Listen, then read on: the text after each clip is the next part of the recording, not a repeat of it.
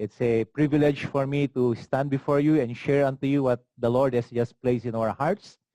And I hope that this will give us a better perspective on who God is and a better perspective on who we are and a better perspective why He created us in His image and in His likeness. These 2 days, I would like us to anchor with these two questions, though they are related. One question is, how come the world is so wicked? So simple a question, but I hope that you will learn more about this question as we go on for these coming 2 days. Why is the world so wicked? If you just look around us, so many wicked things are happening. Everywhere we see, wickedness will just flourish every day. And they come in different colors. They come in different sizes.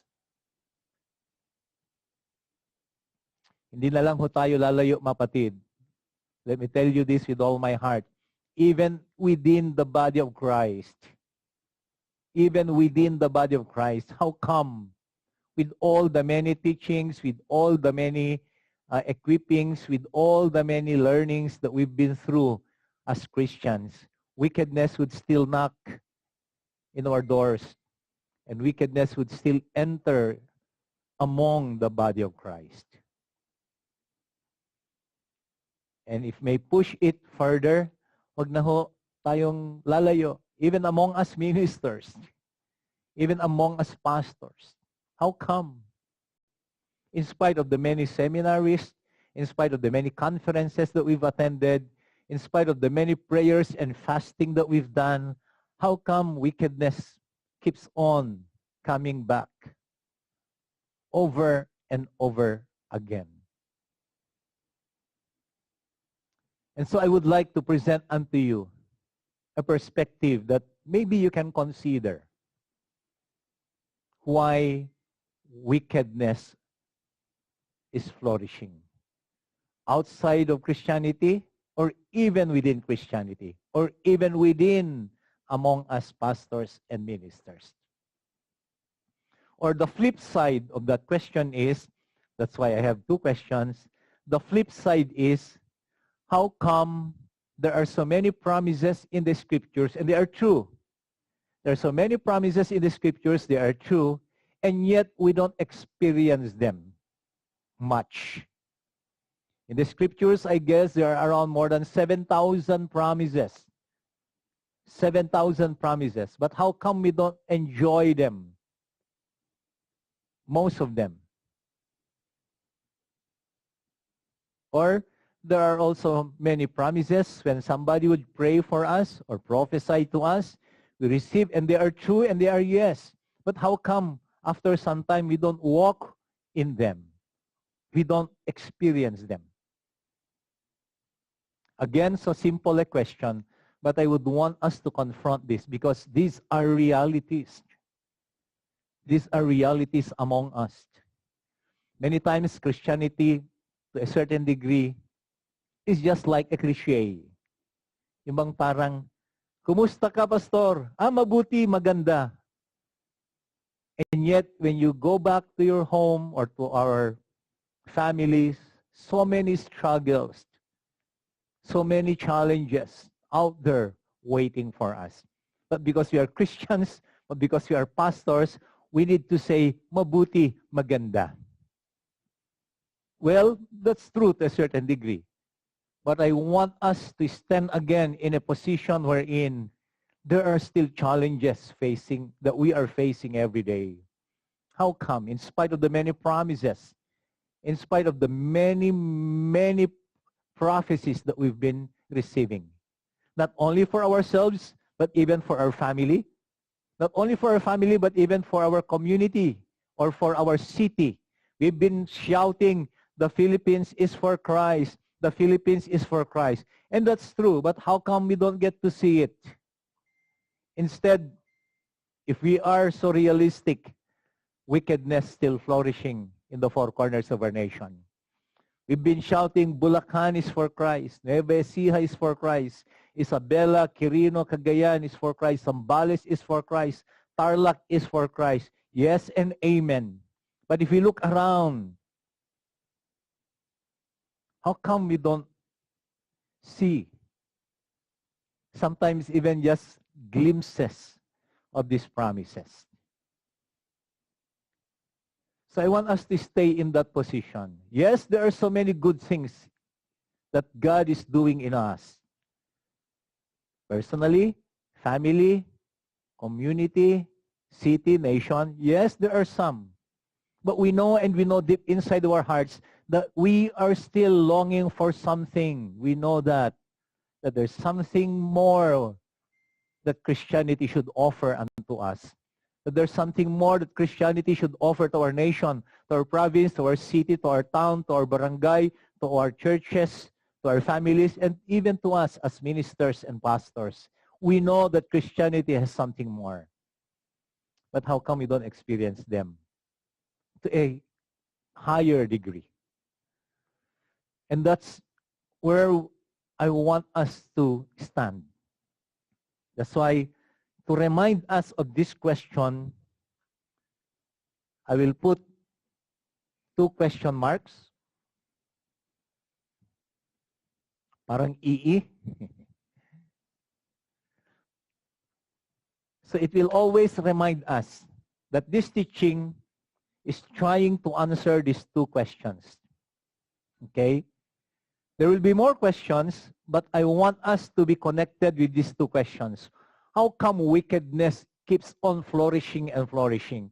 And secondly, the flip side is, how come those promises, 7,000, more than 7,000 written promises in the scriptures, and many promises by prophets unto us individually, family, congregation, city, and our nation, how come we don't enjoy and see them to a bigger degree? The reason is, if we don't see the root cause, we cannot come up with the right answer. It's like a bull's eye. If we don't know the bull's eye, we would be focusing our arrows.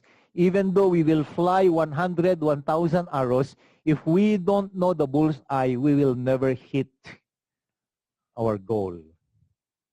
And therefore, my objective these 2 days is that we see the real cost. We see the root cost. Why the world is so wicked. And why at times you don't get to experience the many promises, written and unwritten promises para sa atin. That's my objective. Because the moment we get the root cost, the moment we get the bull's eye, then we can focus our energies, we can focus our resources, we can focus our time, and most likely we can hit our goal. Why is the world so wicked? Why are the many promises not being enjoyed by many Christians? Yan po ang aking objective. There are some of you who have heard me before, and this is just a review unto you, but still, I still pray that the Spirit of the Lord will just impart unto you new revelation once again. But there are some, especially those who are from Cabagan, Santa Maria, and San Pablo, that maybe this is your first time to hear me. And for your sake, I will go slow. Okay? Dahan-dahan po ang aking paglalanding. I will go slow and I will keep on repeating and repeating because again, as I said, I'm not imparting to your mind, I'm imparting to your heart. And for a heart to receive, the heart needs repetition. Parang I love you. Ang I love you sa puso, gusto niyang pakinggan paulit-ulit, paulit-ulit. And so I'll be doing that. I will be going slow. I will be repeating especially those important revelations that I know. So yan po yung ating gagawin for the next 2 days. So first,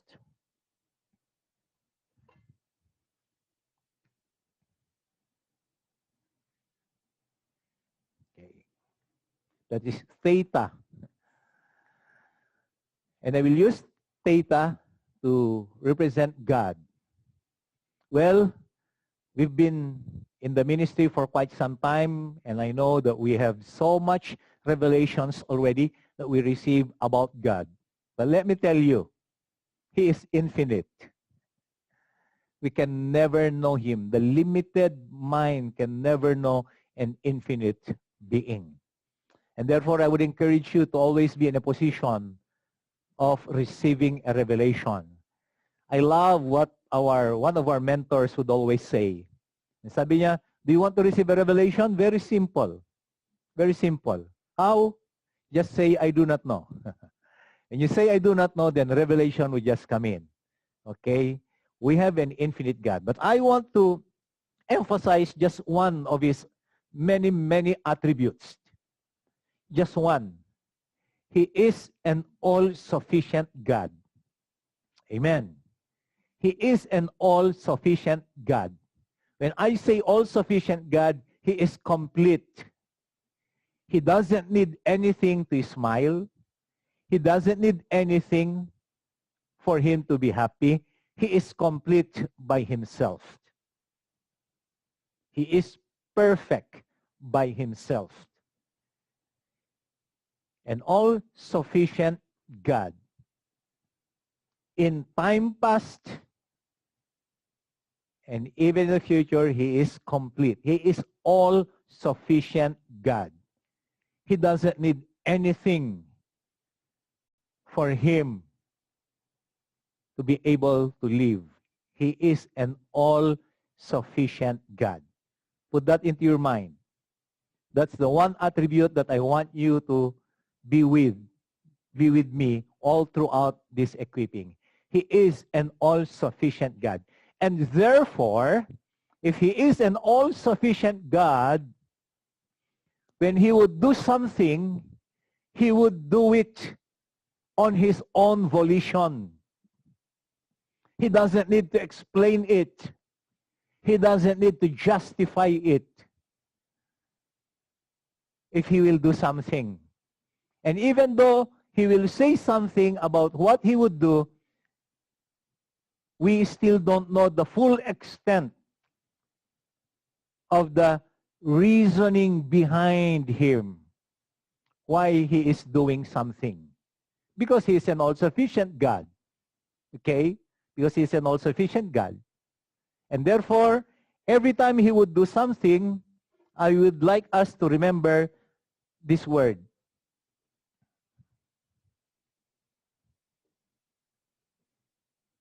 Everything that He did,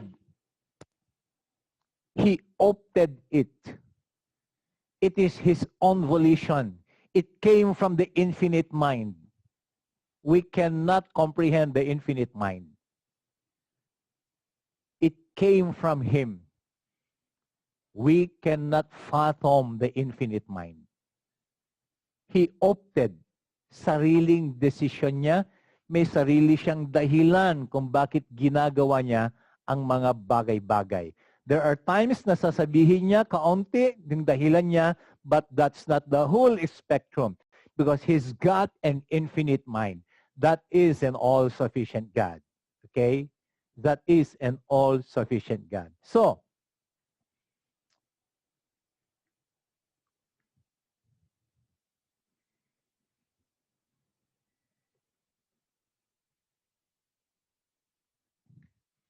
you all agree with me that He opted to create the heavens. Amen. He created the heavens. We don't know the full reason why. We don't even know the whole spectrum of heaven. But there are some tidbits of what heaven is from the scriptures. But the all-sufficient God, He opted. Nobody told Him. He opted. Nobody pushed Him. He opted to create the heavens. I want you to appreciate that. That in His own volition, in His own reasoning that we cannot comprehend, He opted to create the heavens. Okay? And when He created the heavens, He created beings. Agree? He created beings. Okay? When He created the heavens, He created beings. What is a being? What is a being? Of course, a being has life. Right? A being has life. A being has a certain degree of intelligence. A dog is a being, meron siyang intelligence, but to a certain degree. A being has intelligence. A being has an emotion. Subukan mong sipain ang aso, magre-react yan because meron siyang emotion. Kahit yung halaman, subukan mong palu-paluin ang halaman, meron siyang magiging reaction. A being has will, meaning he can do something.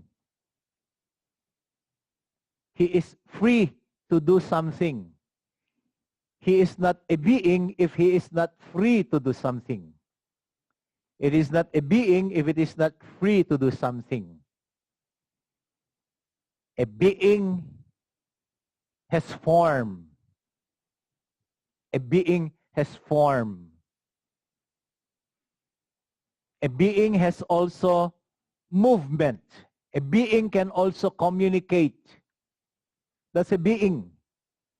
And so when God created beings in the heavens, try to imagine what I just said. Beings who are free, beings who have a certain degree of intelligence, beings na mayroon form, beings na may movement, beings that can communicate, beings na mayroong emotions. When God created beings. Prior to this teaching, or prior to this revelation in my life, by the way, just to give you a brief background of my life, I grew up in a Christian family. My late father was a missionary pastor in the mountains. That's why I was born in the mountain province. Taga-bundok po. Taga-bundok po ako. Mountain province. And in that family, bata pa lamang ako, first senses ko, it's all about the Bible, it's all about prayer, it's all about hymnals. So alam niyo na kung ano yung denomination po namin. It's all about church because yung church building po ay yung bahay din namin. I grew up in that space. Just try to imagine how many books I've read. Books ng father ko. Then I was also given the opportunity to go to the seminary. Many years. Been thrown into many theological perspectives. But even though I've got this background about Christianity, if you were to ask me, prior to this revelation, prior to this teaching, if you were to ask me, what are the beings in the heavens, I can only tell you two beings. One is the triune God, and the other would be the angels. Yan lamang po ang pwede kong maisagot sa inyo prior to this teaching. Even though I've been to many conferences also and seminars, kagaya ho ninyo. But if you were to ask me, about beings in the heavens, I can only tell you the triune God, that's Yahweh, and the angels. Yan po yung aking theology prior to this revelation. But when this teaching came into our midst, I begin to realize that there are many beings in the heavens that God created.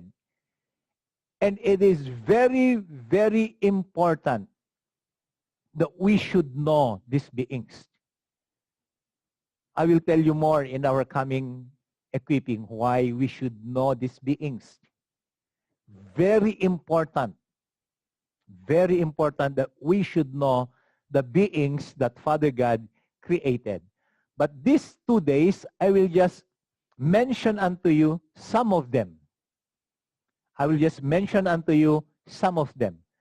But in our materials, you get to see more of them. Okay? So allow me to mention unto you some of these beings in the heavens that we can see in the scriptures. I'm going to read the passages so you will believe that they are in the scriptures. Okay? So let me just introduce unto you some of the beings in the heavens. I will just introduce to you some of them. So if you have your scriptures with you, if you have your Bibles with you, open with me to 1 Kings chapter 22, verse 21. And you know this passage, 1 Kings chapter 22. 1 Kings chapter 22, verse 21. But before I read verse 21, we know this passage. This is all about Micaiah, right? Micaiah, okay, the prophet. And in verse 21, this is a conversation. This is a conversation that I say that Micaiah saw in the heavens. And in verse 21, it says, then a spirit came forward. Okay? A spirit came forward and stood before the Lord. Okay? The spirit came forward and stood before the Lord saying, so nagsasalita po itong spirit na ito, I will entice him. The word used here in English is a spirit. But if you look at the original word there is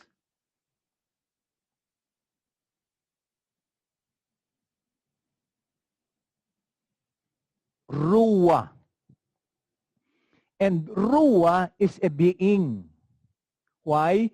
If you connect my definition about beings a while ago, it fits Ruah. Why? He came forward. Okay? He came forward. He stood before the Lord. And then he spoke. Okay, he spoke. We also know that he's got a form because he came forward. He came forward. So Ruah is a being. Ruah is a being. Okay, next. Read with me Psalm 89. Go to Psalm 89 po. Psalm 89.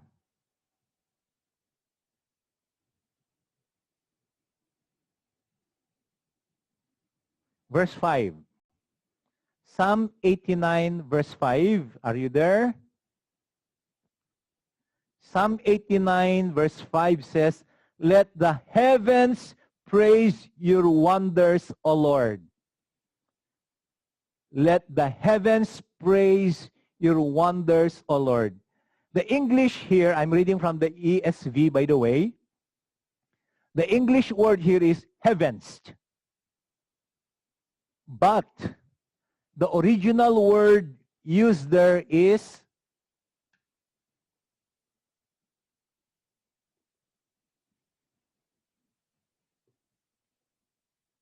Samayim. Samayim. So let me introduce unto you another being in the heavens. Being siya kasi nagpe-pray siya. Gaya natin kanina. Salamat nga pala kay Brian at saka kay Joel na nag-lead sa ating worship kanina. Nagpre-praise sila, let the heavens, let the Samayim praise your wonders, O Lord. Samayim is a being different from Ruah. How do I know that Samayim is different from Ruah? Because Remember, mapatid, and I'll be repeating this over and over.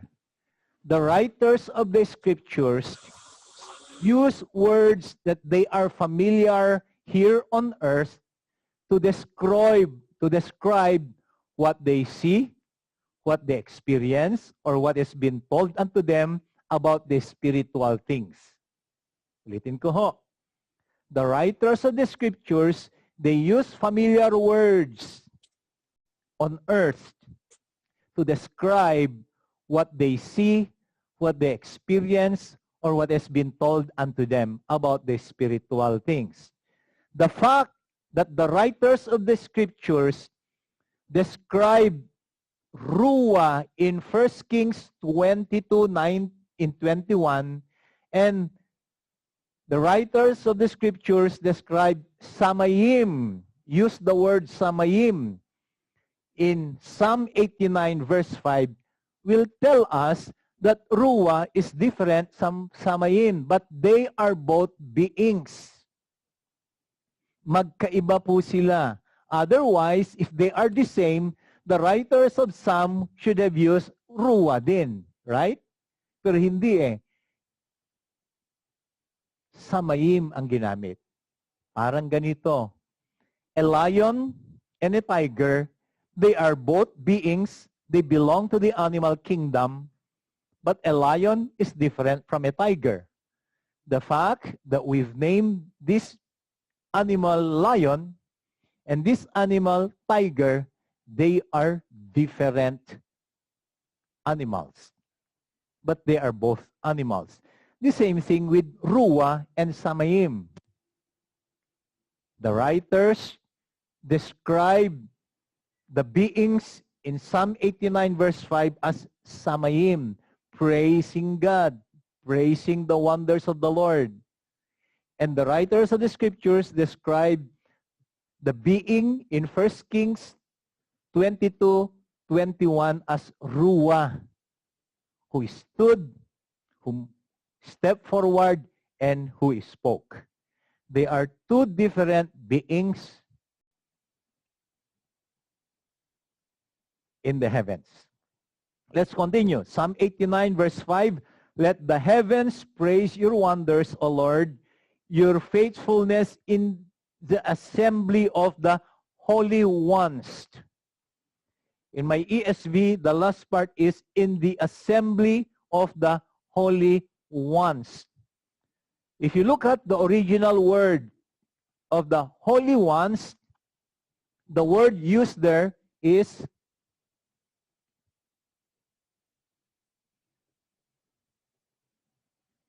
kedosim.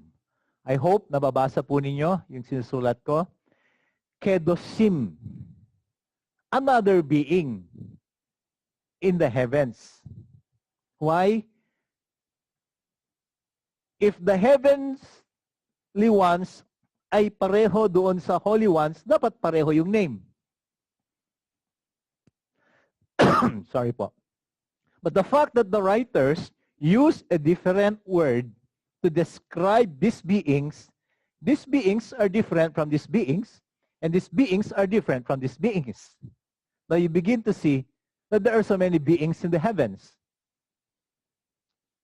from the scriptures because they are being described by different names. Iba ang lion, iba ang tiger, iba ang dog, iba ang cat, iba ang elephant, iba rin ang giraffe. But they all belong to the animal kingdom. The same din in the heavens. These are all beings. But Kedosim is different from Samayim. The Samayim, they are different from Ruah. Now you begin to see, God opted to create the heavens, and He created many beings. Again, I am revealing these beings unto you because they form a very important role to our two questions. How come the world is wicked? And how come we don't enjoy fully the many written and prophesied promises of God in our lives, in our family, in our community, in our city, and even in our nation? Meron po silang mahalagang role sa dalawang tanong na ito. That's why I am slowly and painstakingly introduce them unto you. Because I can guarantee we have not encountered them in our theology. I can say that because, as I said, I grew up in a Christian family. The Lord allowed me to read many books of my father. Been thrown into the seminary for 9 years. And been attending to many conferences also, given also the privilege, and praise the Lord for all these conferences. But I've never included this in my perspective about Christianity. So when I begin to understand these beings, just to give you a personal testimony at this point, the backdrop of Christianity to me became wider. The backdrop of Christianity became wider. Second, the many passages in the scriptures that are weird and odd, that are so difficult to connect and explain, they became clearer to me. There are so many passages in the scriptures that sometimes we could not connect, we could not fully understand.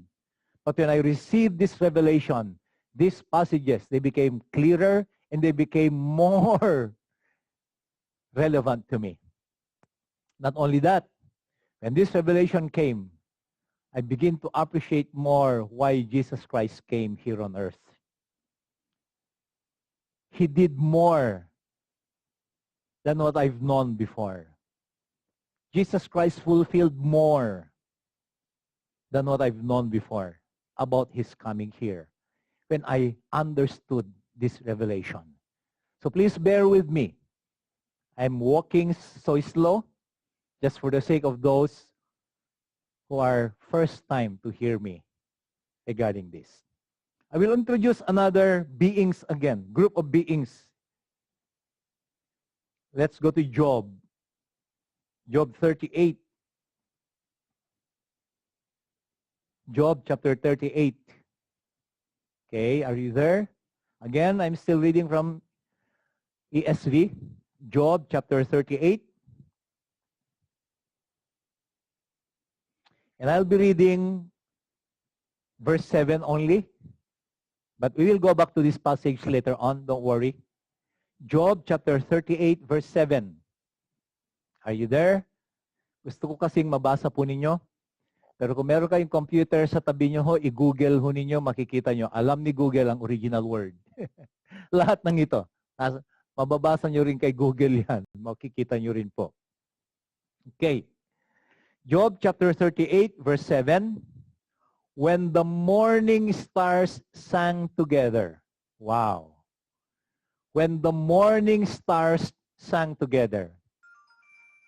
All throughout my theology, every time I would read the word star in the scriptures, I would always think of the visible stars. Kaya nga, ang preaching ko noon pag hindi kayo mag-worship na tama sa Diyos, ang mga stars ang mag-worship sa Kanya. But then I begin to realize that the stars in this passage, they are beings. The original word used here is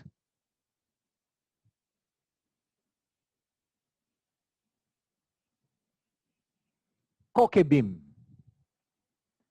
When the kokebim, plural, marami po sila, when the kokebim sang together, being po ito kasi umaawit. Beings sila because they sing. Umaawit po sila. The word is kokebim. Again, kokebim is different from kedosim. Otherwise, the writer here, Job, could have written, when the kedosim sang together, if they are the same. Pero hindi po. Magkaiba ho sila because the writer of the scriptures used a different word to describe. Again, an elephant is different from giraffe. So this is another being, Kokebim. Hindi po Koka. Kokebim. Wow. Now we begin to understand that there are many beings pala God opted to create in the heavens. And therefore, if there are some of you who are seers, you begin to understand why when you see the spiritual realm, you see different beings with different forms. You see them. But of course, we always say they are angels, generic. But they have different forms, different heights. The reason is there are many beings in the heavens. Wow. Siguro ho, for the sake of time, ang sunod po ay ilagay ko na lang, etc. Ayan. Because I guess this 4 will give us already understanding that there are many different beings in the heavens. And these beings, by the way, okay, these beings, by the way, they have different, these beings, they have different nature. Why? The fact that the writers describe them differently, they have different nature. They also have different hierarchy. Wala kasi akong masusulatan, H na lang. Hierarchy po, ibig sabihin yan. Meron silang iba-ibang ranks. But I will not take that today. Maybe in the future, I will take their ranks. Just like in the animal kingdom. Magkaiba ho ang ranggo ng lion at saka pusa. Don't bring them to a fight. Why? The lion is more superior than the cat. They have different hierarchy. Okay? They also have different functions. F na lang po kasi kulang yung aking susulatan eh. They have different functions. Ibig sabihin, iba-iba ang kanilang abilities, iba-iba ang kanilang kakayanan. Again, using the animal kingdom, a lion can do many things, a cat can do other things. Iba ho ang kanilang kayang gawin. A giraffe can do something, a dog can do something. Magkaiba ang pwede ho nilang gawin. Again, mapatid, I am emphasizing this because, again, they have something to do with the 2 questions that I mentioned a while ago. Why is the world so wicked? If we don't know them, their nature, their hierarchy, and their function, I tell you, we miss a lot. We miss a lot in our journey. We miss a lot in our journey. And that's why I'm so excited to share them unto you. Hallelujah. But there is one general description of these beings. There is one general description of these beings. Okay? The general description of these beings in the original word is B'nai Elohim. B'nai Elohim. Dahil wala po akong susulatan, B, E na lang. Yan. B'nai Elohim. B'nai Elohim. B'nai Elohim. In English, they are sons of God. Okay? Okay, if you read in verse 6 again, verse 7 in Job, even in Psalm 89, in Job, when the morning stars sang together and all the sons of God and all the B'nai Ha Elohim shouted for joy. The general description, sorry po, the general description of the beings in the heavens, they are called B'nai Elohim, or in English, sons of God. Sabihin nga ho ninyo sa katabi nyo, sons of God. Sons of God. Sons of God. I will emphasize this so much. They are sons of God. These beings are sons of God. I will emphasize this. Mga anak sila ng Diyos. Anak sila ni Yahweh. Itong mga beings na ito. Mga anak ni Yahweh ang mga beings na ito. Why am I so much emphasizing that they are sons of God? Alam niyo po, even in a family, the nature of a father to a son, or the nature of a father to a daughter, is for a father to impart, a father to teach his son or his daughter everything that he's got. Hindi ba yan ang natural sa isang ama or isang ina?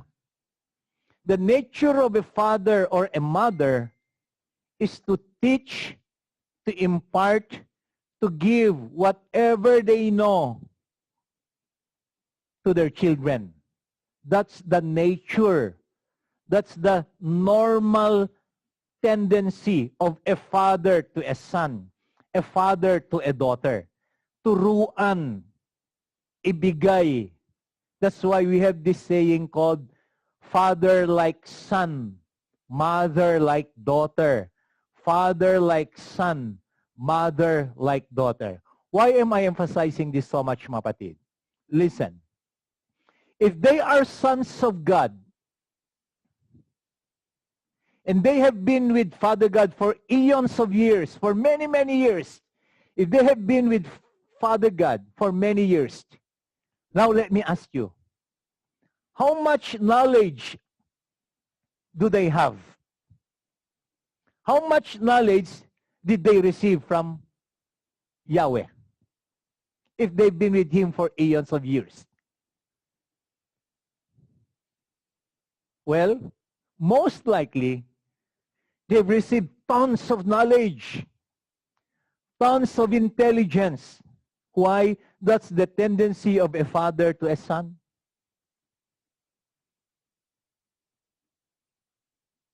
Tinuruan sila ng tatay nila. Again, let me repeat this. The writers of the scriptures, they will use words familiar to them to describe what they see, to describe what they experience, to describe what has been told unto them about the spiritual things. The fact that the writers of the scriptures describe them as B'nai Elohim, sons of God, it only shows that the writers of the scriptures, they saw the relationship of these beings to Yahweh. They saw the relationship of these beings to Yahweh, and that's why they said, mag-ama ho ang mga yan. And that's why they call them B'nai Elohim.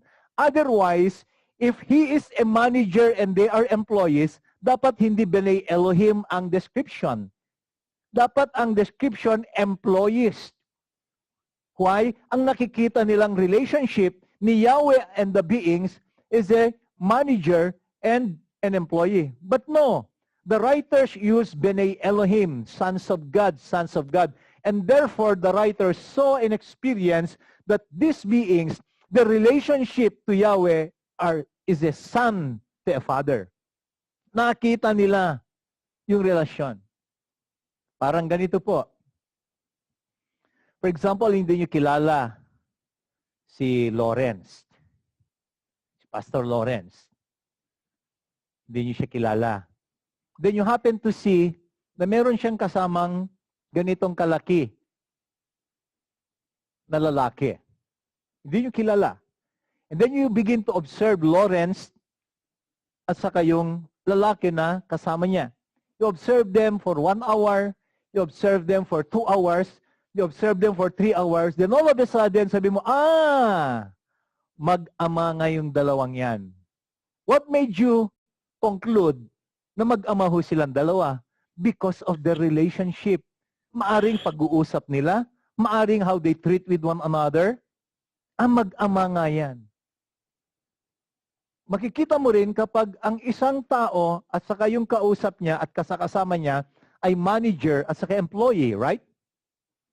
Manager at saka employee, how? You observe them for 1 hour. You observe them for 2 hours. You observe them for 3 hours. And then you can say, manager yan, tauhan niya yan, empleyado niya yan. Because of their conversation, most likely. Because on how they treat with one another, most likely.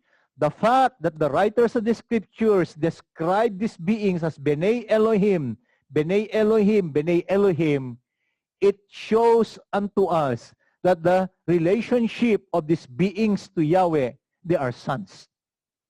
And what is the tendency of a father? To teach, to impart to his sons.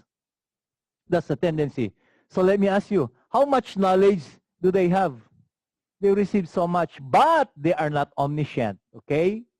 They receive so much, but they are not omniscient. Again, mapatid, I am emphasizing this so much because it has something to do with the 2 questions. Why is the world so wicked? It has something to do. I will tell you later on. Next. How creative kaya itong mga sons na ito? Why? They saw Father God creating the earth. Right? Tignan niyo po. Balikan natin ang Job chapter 38. Basahin ko start sa verse 4. Job chapter 38 verse 4.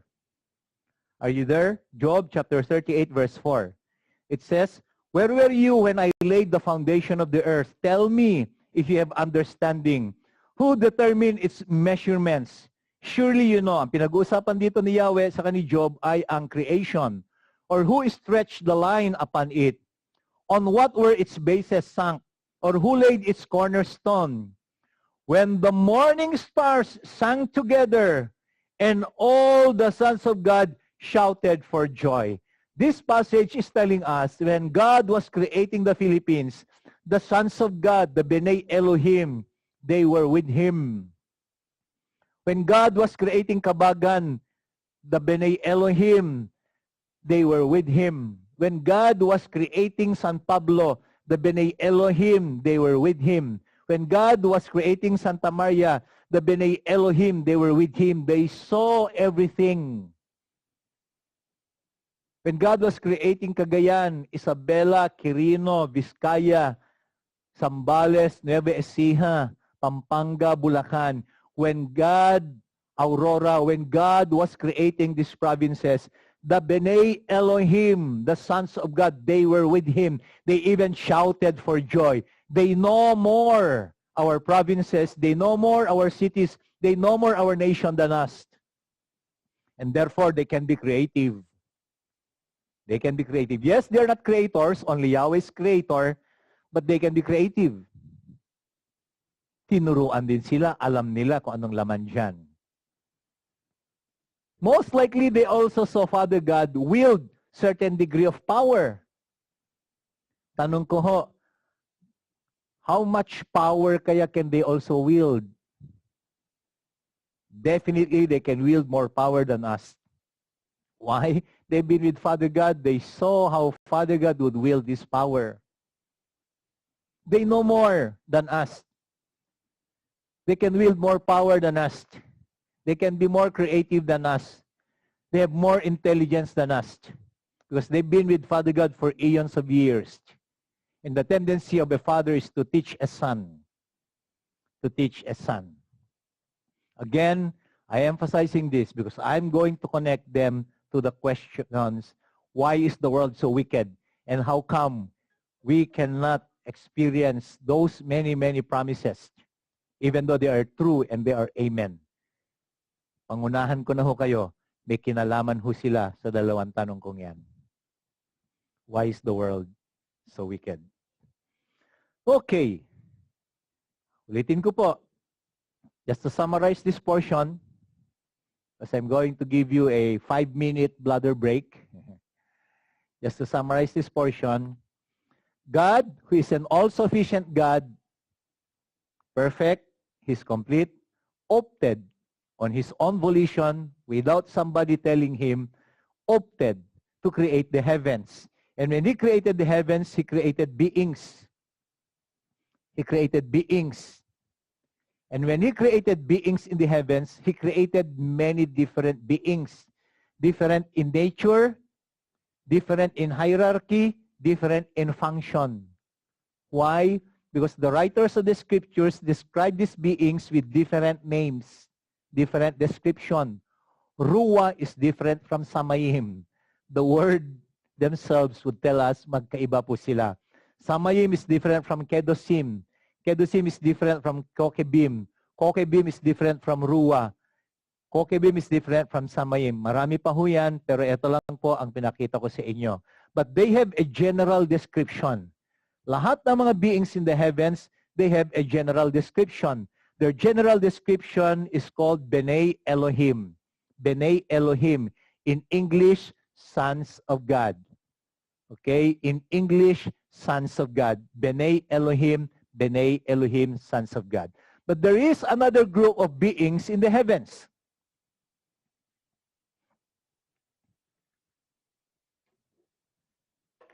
There's another group of beings in the heavens. Ang tawag sa kanila ay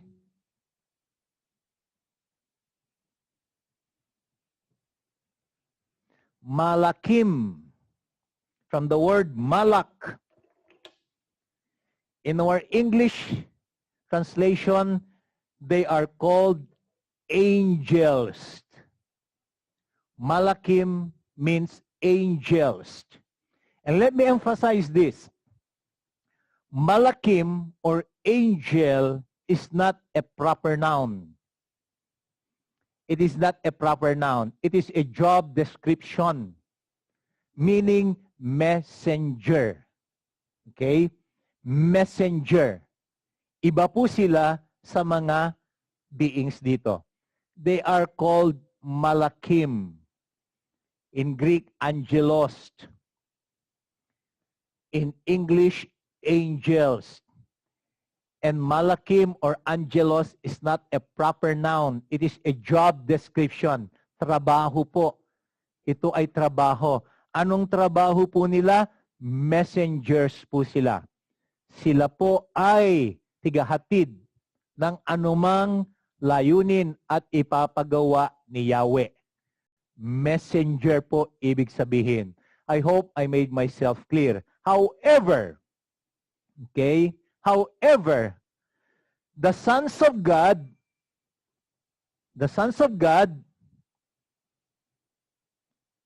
if Yahweh will also send them for a particular task, they are also called messengers. Because the word messenger or malakim or angel is a job description. Again, kagaya po ni Lawrence. Si Lawrence po, meron siyang anak.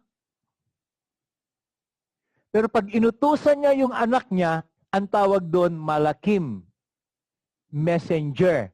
Because meron siyang task. Meron siyang assignment. So yung anak niya, angel. Kaya kung minsan po, and most of our scriptures, instead of describing them directly, dinedescribe na lang sila na angel. Kasi nga, meron silang assignment. Kaya kuminsan, nalilito yung mga theologians po dyan. Okay? So, if you notice, mapatid, there are 3 tiers of beings in the heavens. One is Yahweh, the triune God. Another set, the sons of God. Another set, the angels, the messengers. Ulitin ko po. There are 3 tiers or 3 groups of beings in the heavens. Yahweh, the triune God, the sons of God, the angels. But if Yahweh will send His sons to a particular task, they are also called messengers. I hope I made myself clear about the heavens and the beings. Okay? About the heavens and the beings. Merong set of beings na sila po ay tinawag na messenger. Messengers. Malakim. Angels. Pero merong set of beings na tinawag na B'nai Elohim, sons of God. But they can also be tasked by Father to do a certain job. Kaya pag ginagawa po nila yon, kahit sons of God sila, kahit B'nai Elohim sila, angels din ang tawag. And most of the time, yan po ay sinusulat sa scriptures, angels ang tawag po nila. Again, mapatid, before we take our break, I shared unto you these beings in the heavens created by Father God. They are intelligent. They are creative. They have so much knowledge. They can wield certain degree of power. They can do more than us. But of course, they are not omniscient. They are not omnipotent. They are not also omnipresent. They are not also creators. But compared to us, they are far, far beyond when it comes to intelligence. They are far, far beyond when it comes to their knowledge. They're far, far beyond when it comes to their power. They're far, far beyond when it comes to their creativity compared to us. There is a reason why I am emphasizing this so much. At paulit-ulit kong sinasabi, it has something to do with our two questions. Why is the world so wicked? And how come the many promises, we don't enjoy much of them? And at this particular point in time, mapatid, siguro kailangan natin ng 5 to 7 minute bladder break. Kaya ho, pwede hong uminom, pwede mo nang magpunta sa banyo, pwede mo nang magmerienda if you want. So let's just have around 5 to 7 minute break. Thank you. Okay, before I move forward again, allow me to summarize over and over.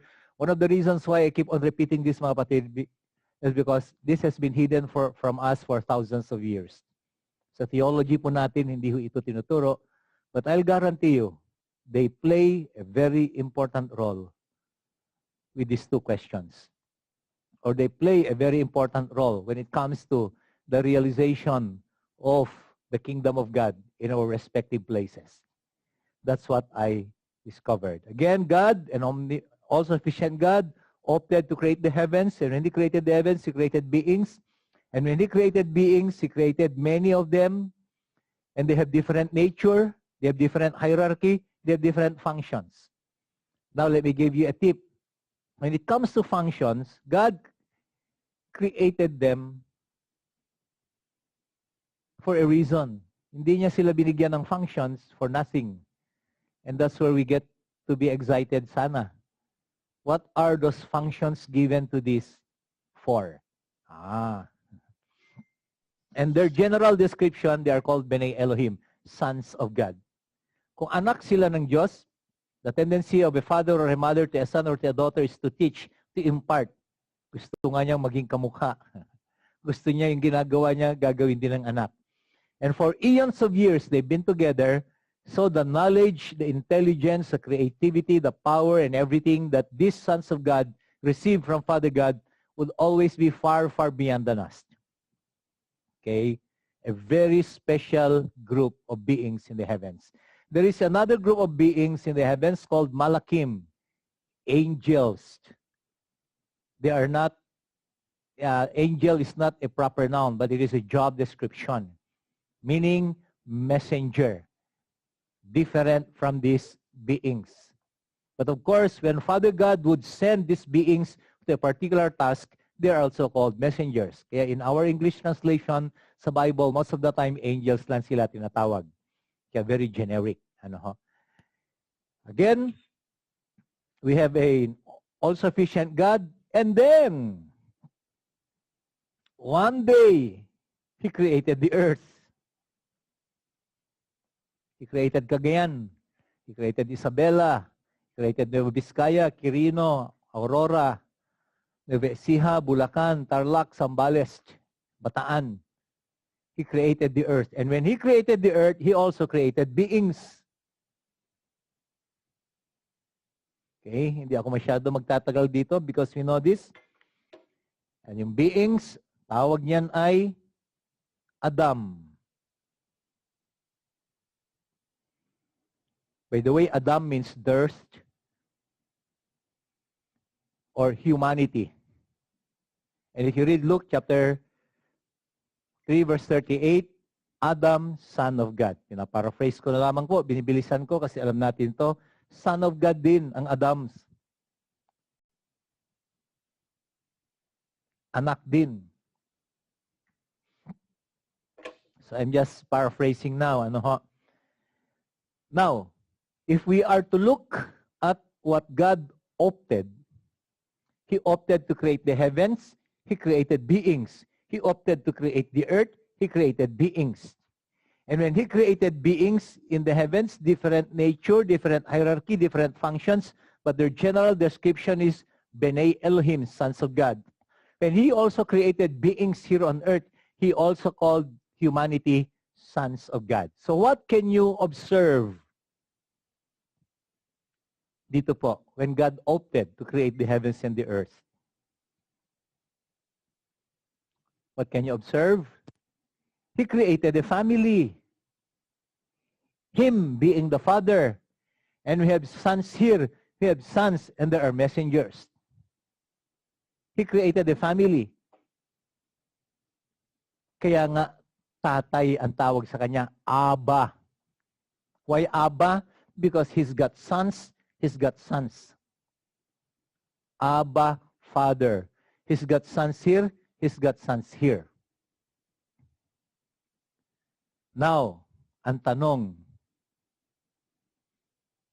paano magkaroon ng family dynamics?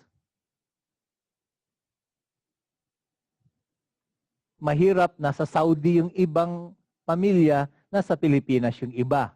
That's not the ideal family that God created. Mahirap, right? If this is a family,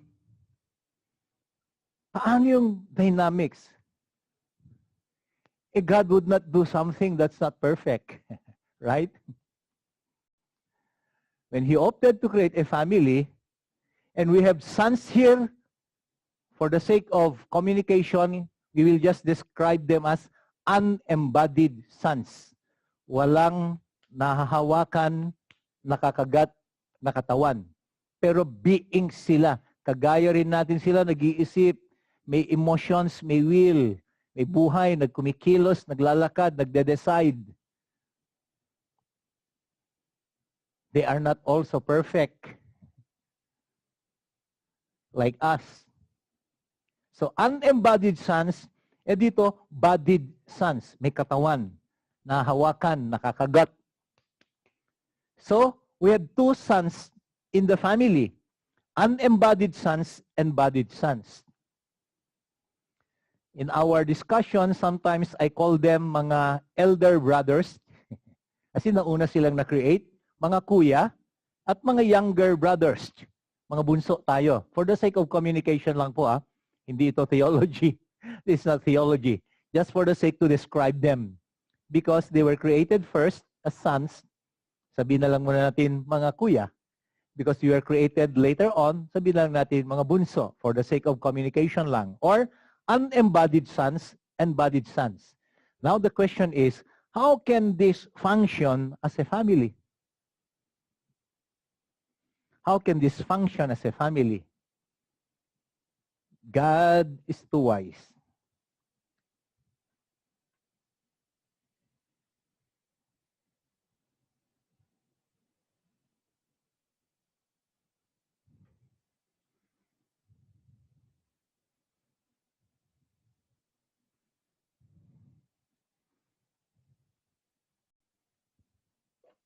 Anong ginawa po ni Yahweh? He placed Adam, lagyan natin dalawa, and Eve in the Garden of Eden. He placed Adam and Eve in the Garden of Eden because it is very clear that Adam was not created in Eden. He placed Adam in Eden. Bakit sa Eden po? Because in Eden, that is where the blended family would come together. Okay? There is a long topic about Eden, but I won't take that today. Okay? Maybe in the future. I am just giving you the concept of an Eden. Nandito rin po, for the sake of discussion lang, nandito rin ang mga unembodied sons. Meaning, Eden is where the earth and the heavens would meet. Okay? That's the theology of Eden. It is where the earth and the heavens would meet. That is called Eden. And it only shows us that the whole earth during the time when God created it ay hindi po Eden.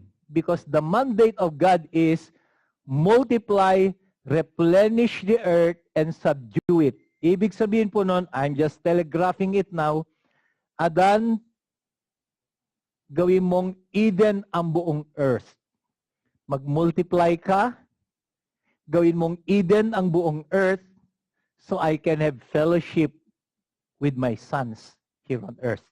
Yan po ang telegraphic message ng Genesis 1, 26, 27, and 28. It is in Eden. This is where the blended family, ang tawag po niya ng ating scholar is a blended family would meet together. And if you read the book of Isaiah chapter 14, Eden is not a plain. Eden is a mountain. Wow. Another long teaching about mountains. Bakit significant ang mountains? Because Eden is a mountain of God. It is called the mountain of God. If you read Ezekiel or Isaiah, it is called the mountain of God. So if you look at the scriptures again, I'm just telegraphing messages unto you. Though we can take this in the future. If you notice Mount Zion, Mount Sinai, ang dami pong mga events, special events nangyari po sa mga bundok. Very crucial ho ang mga mountains because in the mindset, especially of the ancient Near East people, it is there in the mountain where you get to meet the heavenly beings. It is there in the mountain where you get to meet God. That's their theology. Ano po? That's their theology. So let me just give you a beachhead about Eden. Eden has 3 chords.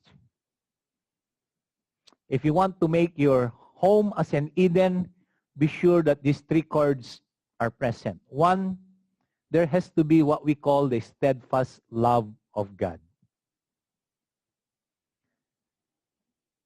If there is love in a given territory, by the way, Eden is a geographical place. Eden is a geographical place. Okay? If in a geographical place like our home, like our house, there is a steadfast love of God, tignan niyo po, people would like to be there. Tama ho ba? People would like to hang out in a place that there is love. Why? That's the design of Father God to humanity. We are designed to live in Eden. And the one chord of Eden is steadfast love. Another chord of Eden is what we call justice and righteousness. Justice and righteousness. If there is justice and righteousness in a given place or a given workplace, people would like to be there because unknown to many, unknown to us, We are designed to live in Eden. Ayaw na ayaw po ng tao ng unrighteousness. Kahit ang magnanakaw, subukan mong nakawan, magagalit sa iyo. Because he is still designed to live in Eden. Ang magnanakaw po, nakawan mo, magagalit sa iyo. Why? Na-design siya to live in Eden. Naghahanap niya ng righteousness and justice because that's an Eden. The third chord of Eden is what we call the revelation or the Word of God. Kaya, segue lang po. Hindi to topic natin, but allow me to touch it a little bit.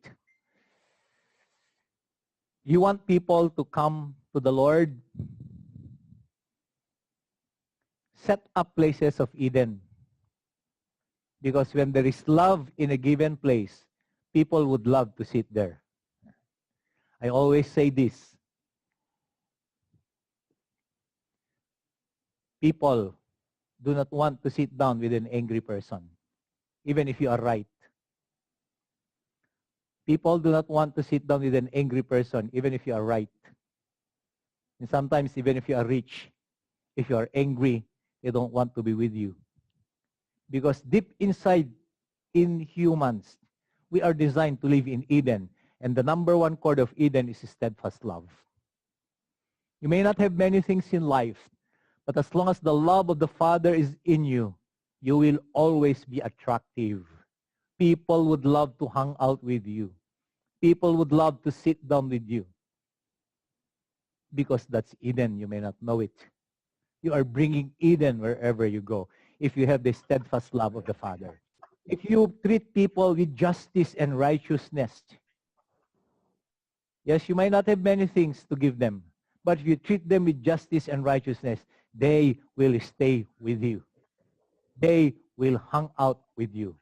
Why? They are designed to live in Eden because one of the chords of Eden is justice and righteousness. And the third is the Word of God, the knowledge of God which brings forth life. Kaya nga, sabi ko sa mga ministers, sa mga pastors, bawasan na ho natin yung calisthenics natin. Bring Eden wherever you are.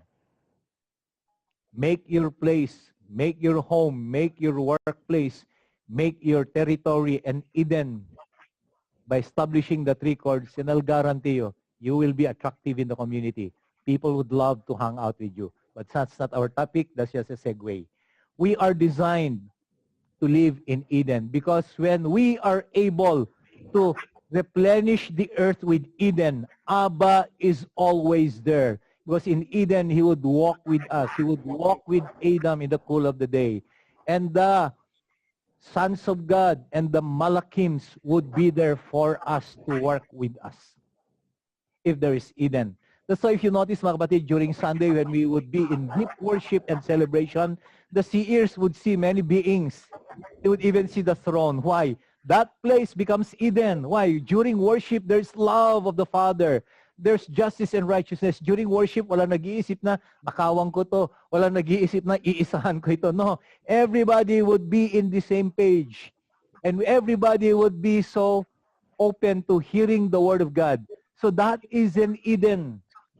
That's why seers would see angels, seers would see beings, seers would see chariots, seers would see the throne of God, seers would see the cherubim and the seraphim. Why? That place, that territory becomes Eden. You get out from that worship place and you don't bring Eden with you, you won't enjoy Father God. You won't enjoy the Malachims. You won't enjoy the beings there. We are designed to live in Eden. That's why when Adam and Eve sinned and they were asked to go out from Eden, what happens to them? They need to toil. They need to sweat it out before they eat. Kulang pa rin. Because that's not Eden. Why? Eden has its own life. Eden will bring fruit. Life would flow from Eden. Yan po yung tinatawag natin na working in rest. Working in rest. Why? Anong ginagawa lang ni Adam doon? He will just legislate things. He will just speak. Why? He was given the authority. He was given the authority in Eden. Now, anong connection why I am emphasizing this so much with our two questions? How come the world is so wicked? We always have this saying, and we teach this in our congregation. And I've done also my part here before. Ang turo natin is, dapat magpakabanal tayo, which is true. I'm not saying it's wrong to pursue holiness, okay? Don't get me wrong. I am not saying that to pursue holiness is wrong. That's not my point. But I have something to share. Listen carefully. We always say that when we are holy, when we are pure, the enemy cannot touch us. Di ba yan ang tinuturo natin? Kaya dapat magpakabanal tayo. Kasi kung banal na banal tayo at nandoon na tayo sa presensya ng Diyos, the enemy cannot touch us. That's our teaching. Ulitin ko po, I'm not saying that to be with Abba is wrong. I'm not also saying that to pursue holiness is wrong. What I want you to see here is this. When we say, when we are holy, the enemy cannot touch us, is partly true and partly false. Why? Let me ask you one thing. Except the Lord Jesus Christ, sino po sa tingin nyo ang pinakabanal na tao na nalikha sa ibabaw ng lupa? The holiest person created by God. Sino sa tingin nyo ho ang pinakabanal na tao na nilikha ng Diyos? Hindi ba si Adan sa si Eva before the fall? Di ba si Adan sa si Eva? Sila ang pinakabanal, walang kasalanan. Hindi nga nila alam ang kasalanan eh. But how come they were deceived by the enemy in their holiest state? Sipin niyo mabuti ho. They were deceived by the enemy in their holiest state. Again, I'm not saying that to pursue holiness is wrong. What I'm saying is, even the holiest person like Adam, who knew no sin, was deceived by the enemy. Grabe, no? Was lured by the enemy to commit sin.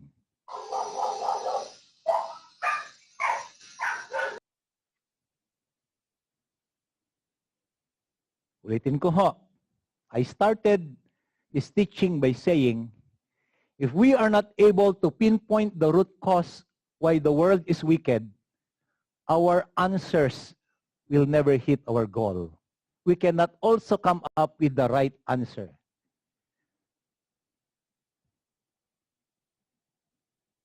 Lagi kasing, ako noon ho, ang isip ko is this. Prior to this revelation, my thinking is, if only our governor, our mayor, our president will become born again, and then magkakaroon ng pagbabago ang Pilipinas, ang probinsya at ang aking bayan. Which is true. Gusto natin yon. Kaya lang mapatid, eto nga si Adan saka si Eva, hindi nga born again. Holy. And yet, naisahan pa rin sila ng kaaway.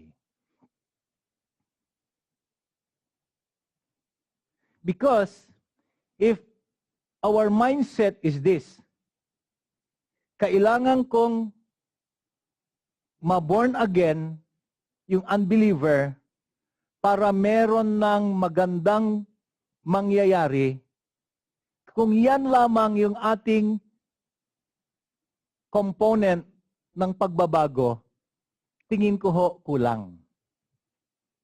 Bakit? Tanong niyo ho bakit? Okay. Let me go straight to my point. Kahit lahat ng tiga Cagayan ay maborn again. At lahat, sige, I will give you this chance that your discipleship track would raise up holy people like Adam and Eve. Now let me ask you, would that be a guarantee that the enemy cannot deceive the people of Cagayan again?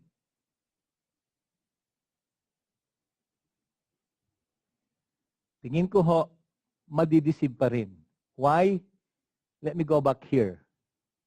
Adam and Eve, they were deceived in their holiest state. They were deceived in the holiest place. They were deceived in the holiest place. Therefore, there is a deeper root cause why humanity is so wicked. Kasi kahit banal na banal ka, kaya ka pa rin maging wicked. Pwede ka pa rin maging wicked. I want you to think about it. But I'm not saying that we don't need to disciple Adams in our communities, the fallen Adams. We need to bring salvation unto them. We need to disciple them. We need to push them to pursue holiness. We will still do that. But what I'm saying is that is not enough for us not to commit wickedness again. Not to be deceived again. Not to be lured again by the enemy. That is not enough. My proof is Adam and Eve had all those components. Holy sila, nandun pa sila sa holy place. And yet, they were still deceived by the enemy and therefore, they committed sin. Kaya lang ulit-ulitin ko mapatid, I am not saying that it is wrong to bring salvation to people in Isabela, in Cabagan, in Santa Maria, in San Pablo. I'm not saying that. I am not also saying that we should not disciple our people so they become holy or they become mature. I am not saying that. What I am saying is that is not yet enough. That is not yet enough. Because even if we are able to disciple, sige po, tayo na yung merong pinakamagandang discipleship program, discipleship track, and the end result of our discipleship track is Adam and Eve, just like before the fall. Even though we have a discipleship track as such, that is not a guarantee that we will not still be deceived by the enemy. Proof, Adam and Eve were deceived in their holiest state and in a very holy place.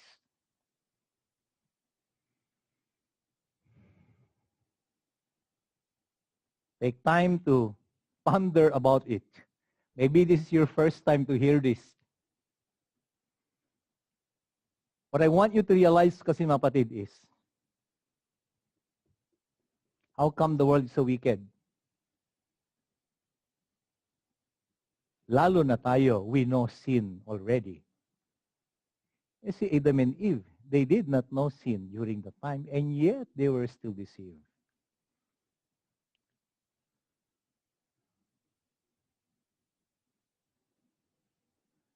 What happened really in the Garden of Eden? Tinutumbok natin is the root cause why there is wickedness. Okay? What really happened in the garden?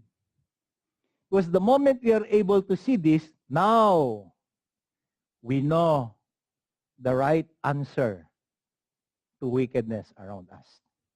Okay. Let us go back to the garden. God said in Genesis 1, 26, 27, 28, basahin ko po. Genesis 1.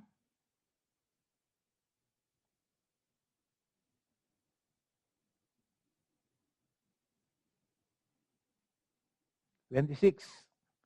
Then God said, let us make man.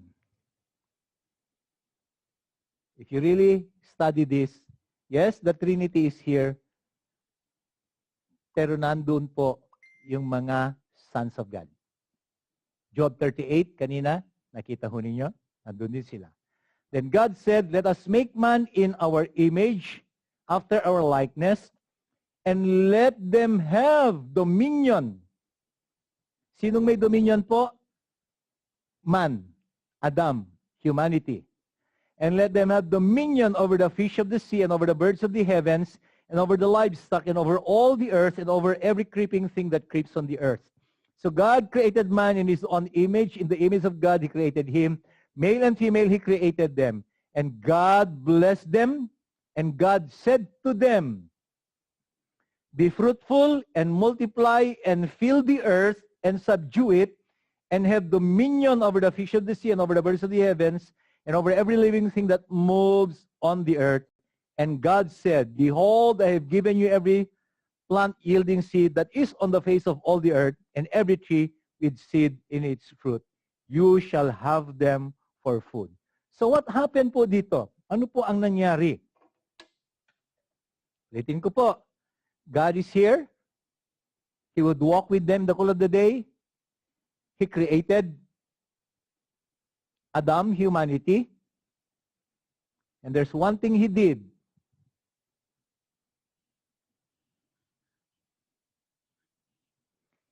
He gave them the dominion, the rulership. Okay? He gave them the rulership to replenish the earth. He gave them the rulership. Now,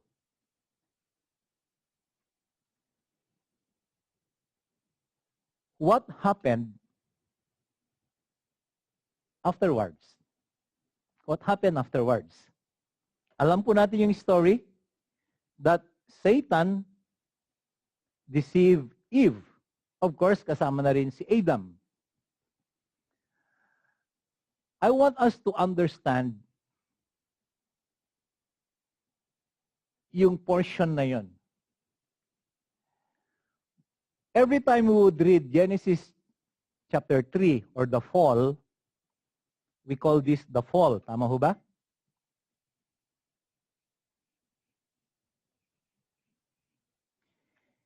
Prior to this revelation, every time I would read the fall and I look at wickedness around me, I would always have this thinking, kung hindi sana nagkamali si Adan saka si Eva, hindi sana ganito ang society namin.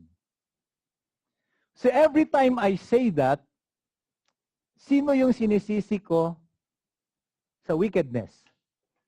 Ang sinisisi ko sa wickedness ay si Adam and Eve. Tama ho ba? To me, the root cause of wickedness is because Adam and Eve sinned. Totoo naman po yun, nagkasala sila. And because I always point my finger to Adam and Eve as the reason of the fall, and that's why wickedness is all around us, ano ang sagot ko? Ang sagot ko is, I would always minister, address Adam and Eve, right? Or I would always try to disciple them. I would try to disciple them. Kasi ang mindset ko, kung si fallen Adam and Eve ay ma-born again at maging banal, then meron ng pag-asa ang aking bayan, ang aking probinsya, at ang aking barangay. Because to me, this is the root cause of the problem. But today, let me tell you, yes, they are part of the root cause, but there is a deeper reason why Adam and Eve failed. The reason is this, mapatid.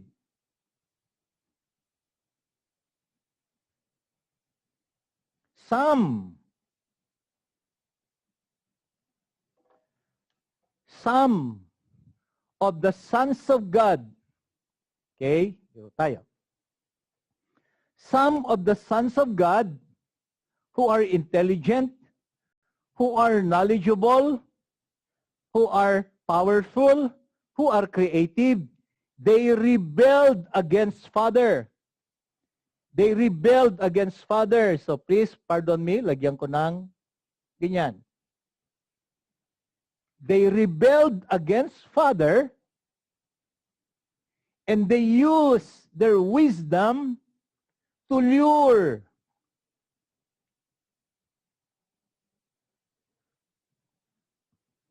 Adam and Eve, even in their holiest state. This is a deeper root cause. Why? Because no matter how holy Adam and Eve, this rebellious son of God is so intelligent for them. This rebellious son of God is so creative to them. This rebellious son of God is so knowledgeable unto them that the tendency is you will be deceived by them. Let's see their conversation. Ano ang sabi po niya? You will be like God. Di ba? Ang ganda yung pangako niya. You will be like God. That's the promise. Tama ho? If you notice, mapatid, who wouldn't want to be like God? Especially if you've been walking with Him, if you've been in fellowship with Him, with all the love in Him, who wouldn't want to be with Him? Who wouldn't want to be like Him? Ang galing yung dialogue ho niya. And even today, sa ating mga churches, kuminsan yan din ho ang teaching natin. Let's be like God. Let's be like Christ. Saan galing po yun? Yan din yung ginamit ni Nakash, ni Satan, to lure Adam and Eve.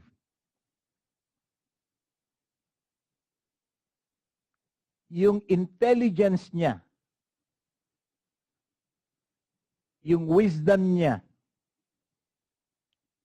corrupted nga lang, ginamit niya para ang isang bunso, sabihin natin bunso kanina, ay kaya niyang maisahan. Let me give you an illustration. Sundan niyo ako dito, mapatid. Halimbawa po, tayo, humanity, ay 7 years old. Humanity, we are 7 years old. At the rebellious Son of God is a 37 years old na kuya. Okay? Ulitin ko po. Si rebellious Son of God is a 37 years old kuya at tayo po ay 7 years old lang. One day, niyaya tayo. Sabi niya, halika, sama ka sa akin. Mag-happy-happy tayo. Diba? Ang ganda yung kanyang pagyaya. Unfortunately, si 37 years old na kuya, dinala tayo na 7 years old sa isang bar. And then we stayed there for the whole night. We stayed in that bar for the whole night. The following day, uwi tayo. Of course, magagalit yung parents natin, right? Pagagalitan tayo. Pagagalitan tayo as 7-year-old. But let me tell you, nasaan yung mas matinding galit ni tatay sa kasinanay?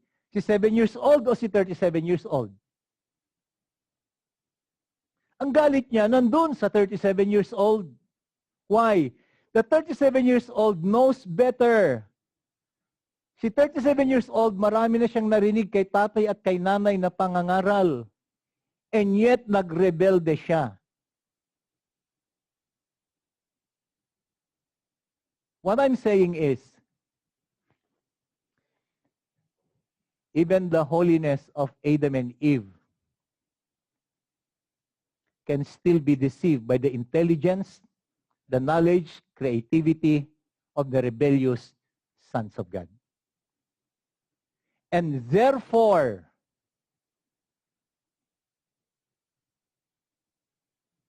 My message to you this morning is, yes, we still need to disciple the Adams, the fallen Adams and the fallen Eves. We'll still do that, but we need to know how to address a rebellious son of God.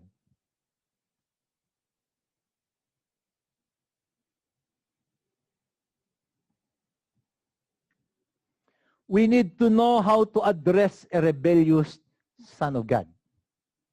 That's my proposal sa atin. Why? The root cause why wickedness is flourishing is that a rebellious son of God can still deceive even the holiest person, even the holiest born-again Christian, even the holiest pastor, even the holiest minister. How much more the unbelievers around us?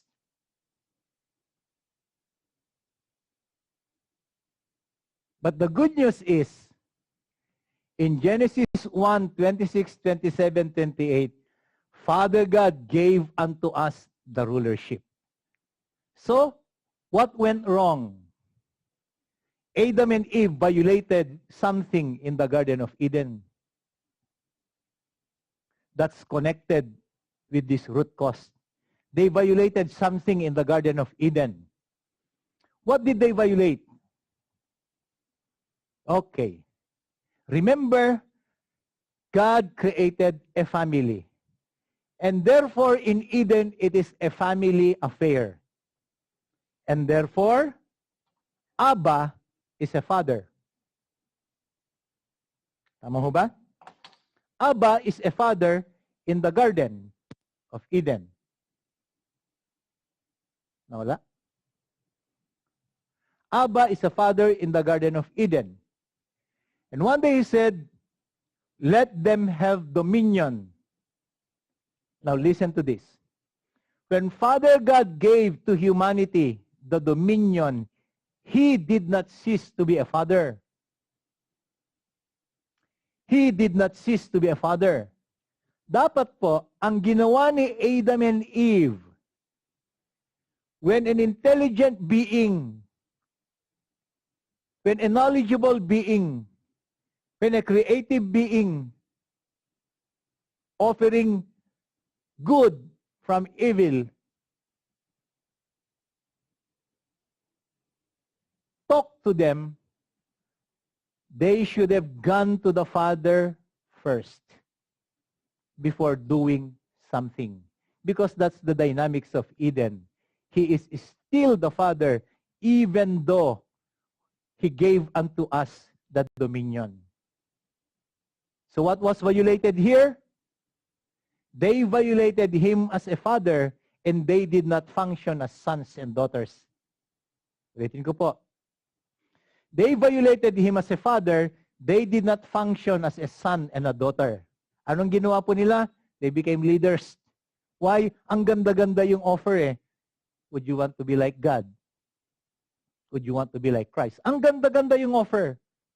Nobody would dare not to be like Father. Ang ganda-ganda yung offer. Nag-act sila kaagad. But they failed to be son and a daughter to a father in the Garden of Eden. That's why sabi ko kanina ho, there is a full teaching about the dynamics of Eden. Because that's the original design of Father God. That's His original design.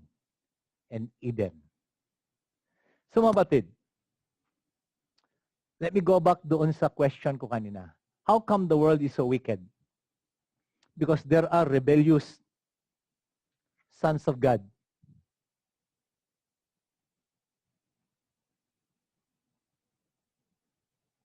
There are rebellious sons of God who are so intelligent for us, who are more knowledgeable than us, who are more creative than us, who can wield power more than us.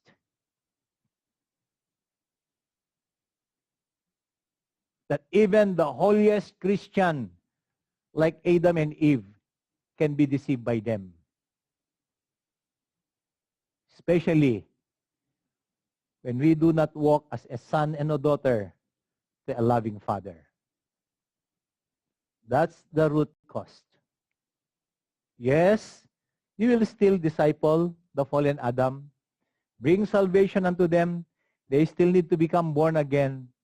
They need to pursue, and we need to pursue holiness. But that is not enough. We should know how to deal with a rebellious father, a rebellious son of God, and know how to relate to a loving father. That's the key. That's the key, mapatid. Ulitin ko ho. Kahit ma-born again natin lahat ang mga tao sa Isabela, which is good, I'm not saying that's wrong. Kahit ma-disciple natin sila lahat to become holy, that is good. I'm not saying that's wrong. But that is not a guarantee. Especially when a rebellious son who is more intelligent, more powerful, more creative would come. Even though we are in the holiest place, he can still deceive us. How much more yung mga hindi born again? How much more hindi born again? How much more? Because ang sabi ho ng ating scriptures, the enemy would come like an angel of light. Marami pong mga discussion, sino nga ba talaga si Satan doon sa Garden of Eden? Snake ba siya talaga? Bakit ganun na lang kinausap ni Eve? It's like their conversation is very casual, very mutual. There was no fear, even in Eve. Well, let me share this, mapatid, before we close. The word used there, na Satan, is called Nakash. Ha-Nakash in Hebrew. The word Nakash can be used in 3 different ways. One word, but can be used in 3 different ways depending upon the statement. One, it can be used as a noun. Yung Nakash po, pwedeng magamit yan as a noun. So if the writer of Genesis 3, in his mind, a noun yung Nakash, yes, totoo po na snake yun in the animal kingdom na nagsasalita. Kapag noun yung nasa isip niya, yung writer. Okay? But there is a second use of the word Nakash in Hebrew. If the writer would want to use that as an adverb,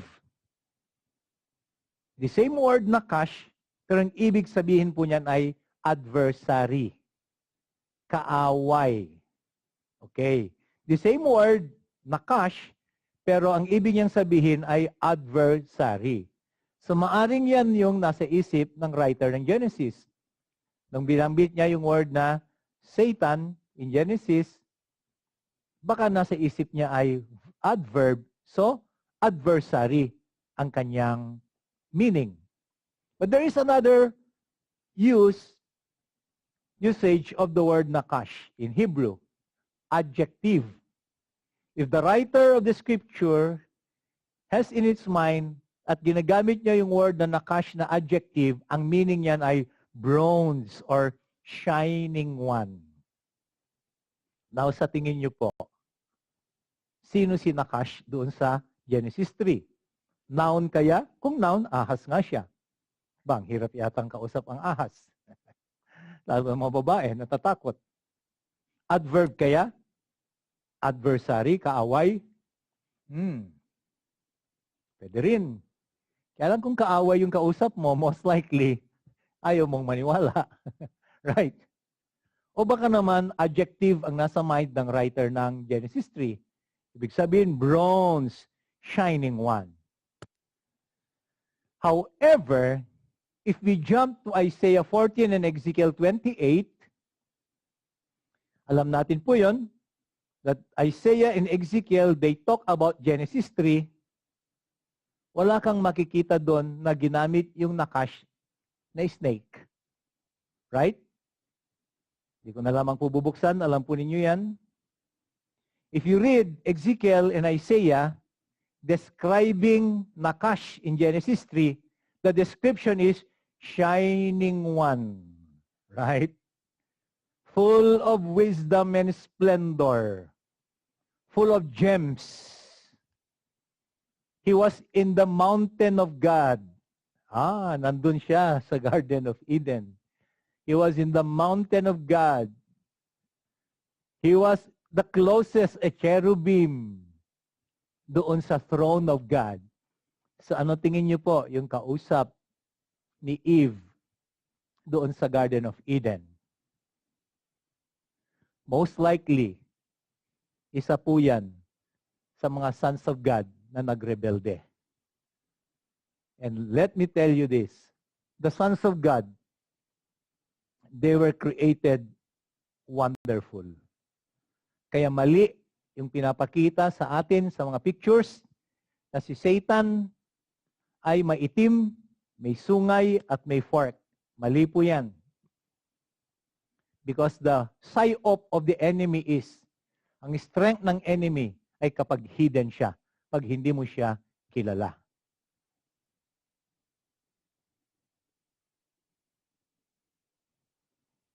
And therefore, mapatid,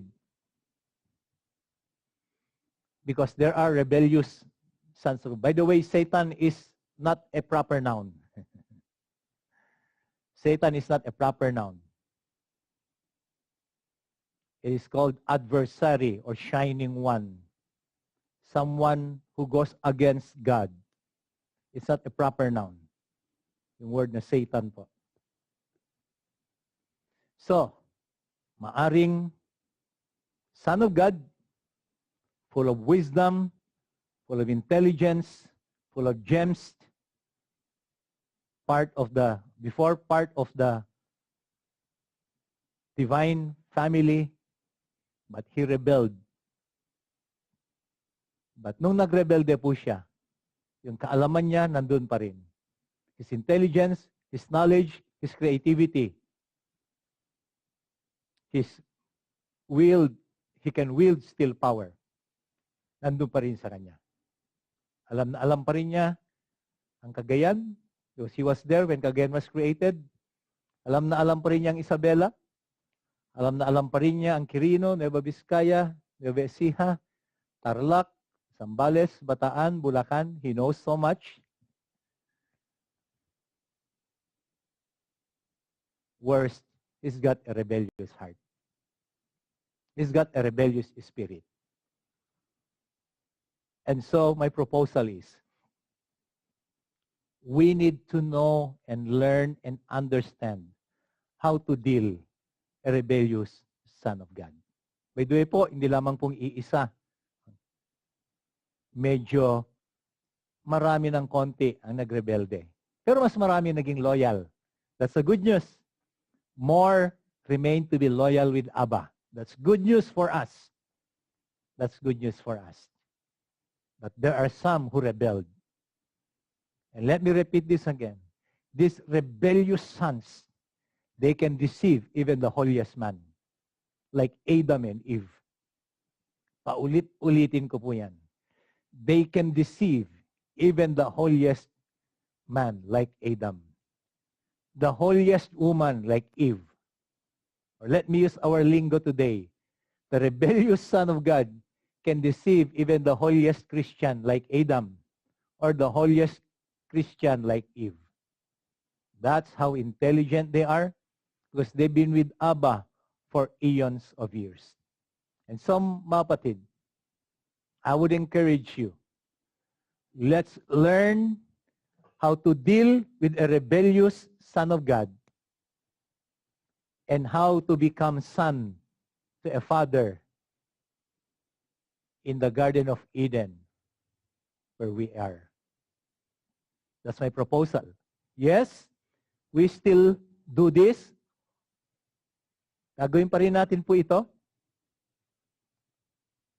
to address the fallen Adams, to disciple them. We will still do this, but this is not enough. I'm not saying this is wrong. Please don't get me wrong. I'm not saying this is wrong. What I'm saying is this is not enough.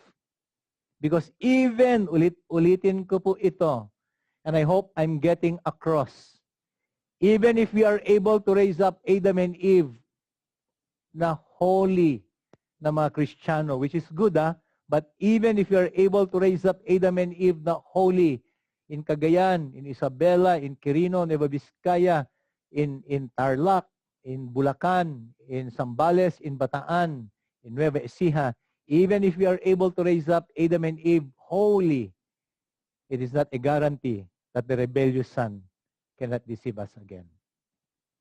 And therefore, kailangan natin matutunan ito, how to address a rebellious son. My good news, nandyan po sa scriptures. Nasa Biblia po. But let me tell you, it is not the spiritual warfare that we've learned in the past. Ulitin ko po, it is not the spiritual warfare that we've learned in the past. Hindi po yan ang pag-address sa kanila. Pangatlo po, let's learn how to walk as a son and daughter to a father in Eden. Let us learn how to walk as a son to a father in Eden. Yan po, yung pangatlo na suggestion ko na dapat pagtuunan ho natin ng pansin. Isa, without any order. Dalawa, and then tatlo. Without any order. If you only focus here, chances are we will be deceived again. And wickedness will still flourish, and the promises of God will not be realized before us. If we will just focus here. Let's focus here also. How to address a rebellious son of God. And let's focus here how to walk as son and daughter to a father. Because that's the original design. Hindi members, hindi church members ang design ni Abba. In the Garden of Eden, ang design niya, anak at tatay. That's the design. Hindi leader ang kausap niya, anak. If he is a father, only a son can know a father's heart. Only a son can know a father's heart. He is not a father if you are not a son to him. He is not a father if you are not a daughter unto him. The original design of God in Eden is not a leader. It is a son to a father. It is a son to a father.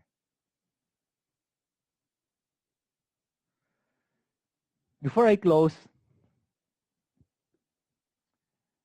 the scholar who studied this for more than 15 years, this is his story. He's got 2 MA. Ibig sabihin, may 2 masters siya. At nagtuturo na siya sa seminary for 5 years. Ang scholar na ito. Nagtuturo na siya sa seminary for 5 years. At nagdo-doctorate na siya ng Hebrew, ancient Hebrew. So if you look at this scholar, most likely, anything you ask from the scriptures, kaya niyang sagutin. Right? See, 5 years na siyang professor in a seminary, 2 ang kanyang masters, at doctorate student siya sa Hebrew, ancient Hebrew. One day, while he was sitting in the worship service, waiting for the worship service to begin, nakaupo siya, another Hebrew student also approached him. At sabi sa kanya, "Will you please read this passage in the Hebrew?" Most likely, nabasa niya na rin po yung passage na yon. Siya rin, nabasa na rin niya yung passage na yon.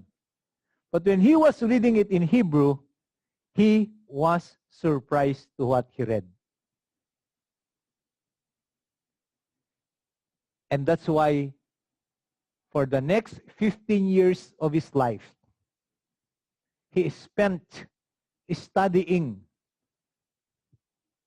about this. And then he came up with a book. But this is what he said. He read around 6,000 writings together with the 66 books of the Bible. Meaning, he read so many references. Okay?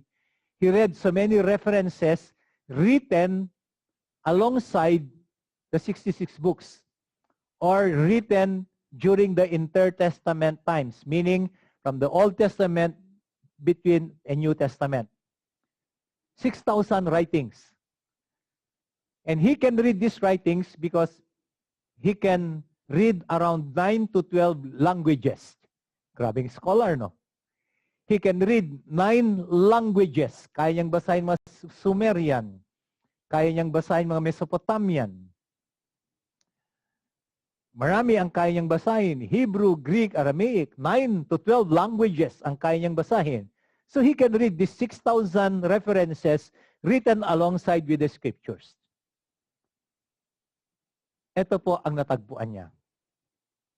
If you were to ask the same question that I asked a while ago, why is the world so wicked, to the people during the Second Temple, meaning to the people during those 6,000 writings and the 66 books, ang Second Temple people, mapatid, or believers, are those who live from 500 before Christ up to 70 AD.